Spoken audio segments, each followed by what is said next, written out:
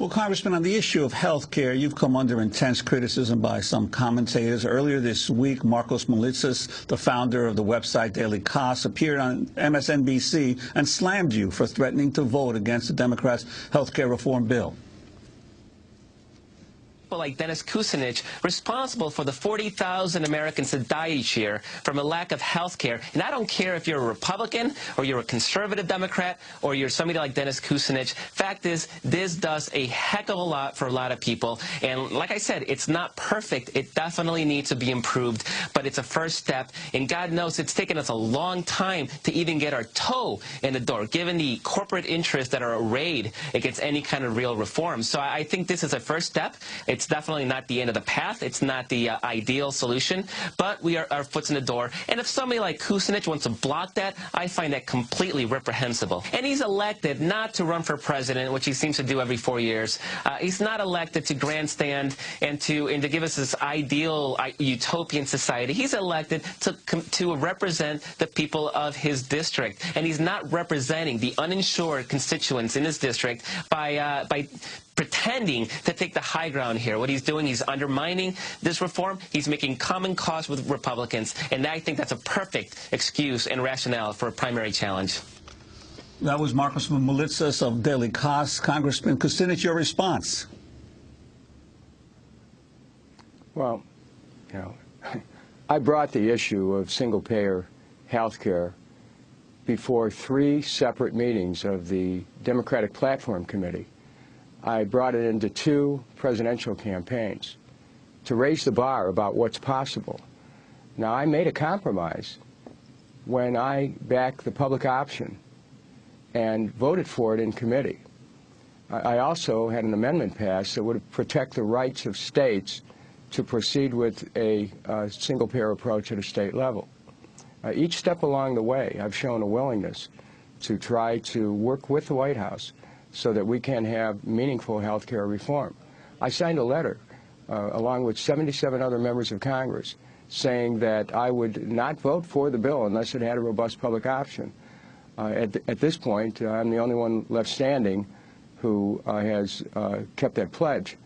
I think that we have to ask ourselves why we would have a circumstance where, a week or 2 before a vote would come, that it would be said that this is going to come down to a single member of Congress who stands for health care for all, Medicare for all, who stands for a public option, who stands to protect the right of states to pursue it, and yet we should sweep all that aside in favor of a bill that gives the insurance companies a lock on health insurance in America, privatizes the health insurance, $70 billion a year subsidy to the insurance industry.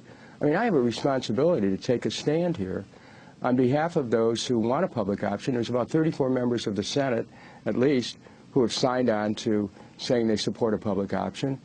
If I were to just concede right now and say, well, whatever you want, all this pressure is building, just forget about it, actually weakens every last-minute bit of negotiations that would try to improve the bill. So I think that it's really critical to take this stand, because without it, there's no real control over premiums. Without it, we have nothing in the bill except the privatization of our health care system.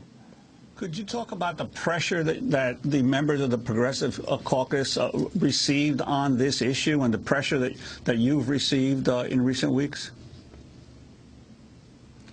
Listen, I'm out of my district all the time. I've held town hall meetings in my district on health care over the years. I spoke to the Democratic annual dinner for Cuyahoga County on Sunday, and I laid my program out and exactly what why I feel the way I do about this bill. And people listen. I think pressure comes when you're not really sure where you stand. Pressure comes when you're willing to try to cut a deal for the sake of making a deal.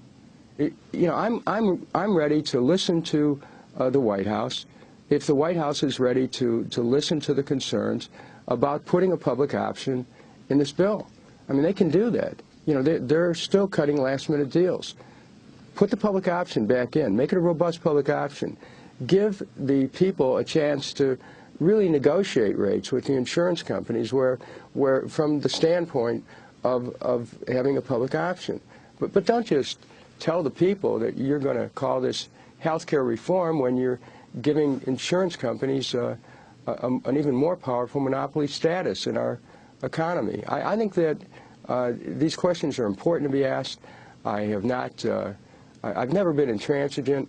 I've always been able to try to find a way to work things out. But, you know, it's a two-way street. The White House has a responsibility to produce a bill that is worthy of supporting. And you can't say it's taking a step in the right direction if what you're doing is taking a step towards increasing privatization of the healthcare system. Obama, you know, this is no more. Congressman Kucinich, President Obama says that the Senate bill does include single-payer language. He was talking about a provision by Senator Bernie Sanders, which would allow states to use federal money to set up a single-payer system years down the road. What do you think of that? Well, it provides for a waiver. It doesn't grant a waiver, and it takes effect 2017. But by then, we'll already have a system in place that will be very difficult to move out of, and it doesn't cure the attack that insurance companies can make on state plans using the employee the ERISA Act, and so my amendment that was passed in committee would have protected states from a legal challenge by insurance companies. The Sanders amendment doesn't do that. So you still have the problem that no matter what reforms are enacted, it can be knocked out. I mean, I talked to the President personally about this. I've met with the President 3 times on this bill. Were you included in any of the summits on health care? Like, were any single payer? No, I asked to attend. I was not granted that request. But again, you know, I have met many times with the President and with people on his staff. They know what the concerns are that I've expressed, and I'm not doing this on behalf of me. I'm not doing this on behalf of some special interest group, except the special interests of my constituents. Congressman Massa says he was driven out of the House by Rahm Emanuel simply because he wasn't going to support this bill and was a big advocate of single payer. Do you believe that? You know, I'm very sorry for what's happened with Congressman Massa, but I don't know that it has anything to do with this health care bill. Is there anything that would cause you to support the bill at this point? Well, I mean, we don't have the vote yet. The ball's still in play. The White House could decide that in order to pass the bill, they need to put a public option in it, a meaningful public option.